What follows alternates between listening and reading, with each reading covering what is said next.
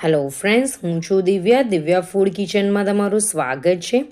આજે હું તમારી સાથે શેર કરીશ બાળકોના ફેવરેટ એવા પેનકેકની રેસિપી, જે આપણે બનાના પેનકેક બનાવવાના છે. ખૂબ જ હેલ્ધી છે, જેની અંદર મેદાનો જરીક પણ યુઝ નથી કર્યો. અને આપણા ઘરમાં જ્યારે એકદમ જ પાકા કેળા હોય ત્યારે તેને આપણે ફેંકી દઈએ છીએ, તો એ કેળા ફેંકતા પહેલાં એકવાર આ વિડીયોને જરૂરથી જોજો. તો સૌથી પહેલાં અહીંયા વધારે પાકેલા જે કેળા આવે છે તે લેવાના છે.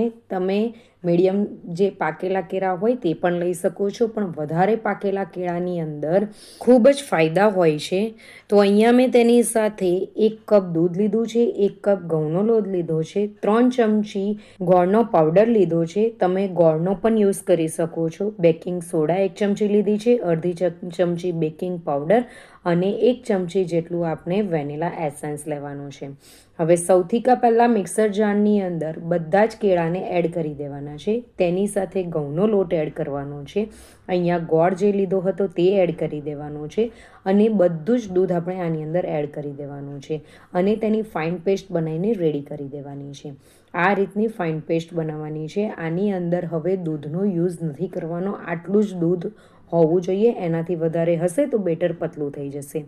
હવે આ બેટરને આપણે બીજા બાઉલમાં કાઢી નાખવાનો છે. ત્યાર પછી તેની અંદર જે વેનીલા એસેન્સ આવે છે તે તમે એડ કરી શકો છો. તમારી પાસે હોય તો તમે એડ કરજો, નહીં તો સ્કીપ કરી શકો છો. 1 ચમચી બેકિંગ પાવડર અને અડધી ચમચી બેકિંગ સોડા જરૂરથી એડ કરવો. ત્યાર પછી આ બધું જ બરાબર મિક્સ કરી દેવાનું છે. જેવું બેકિંગ પાવડર અને બેકિંગ સોડા નાખશો તેવો બેટરનો કલર પણ ચેન્જ થઈ જશે અને બેટર પહેલાં કરતાં ફૂલી પણ જશે. હવે આ બેટરને બરાબર મિક્સ કરી દીધું છે. બેટરની કન્સિસ્ટન્સી આ રીતની ફ્લોઈંગ કન્સિસ્ટન્સી હોવી જોઈએ.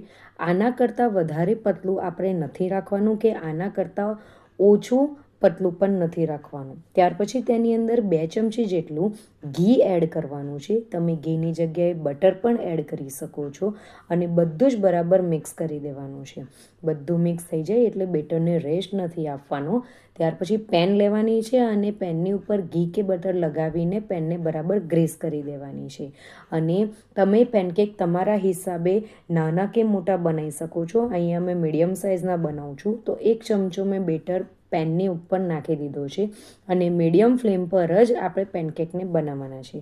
ફ્રેન્ડ્સ, અહીંયા ઘઉંનો જ લોટનો મેં ફક્ત યુઝ કર્યો છે, એટલે પેનકેક આપણા જે ક્રિસ્પીનેસ જે બહારથી હોય છે તેવા નહીં થશે, સોફ્ટ થશે.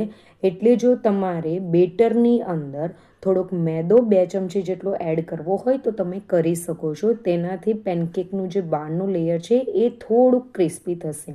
અહીંયા મેં ફક્ત ઘઉંના લોટનો જ યુઝ કર્યો છે.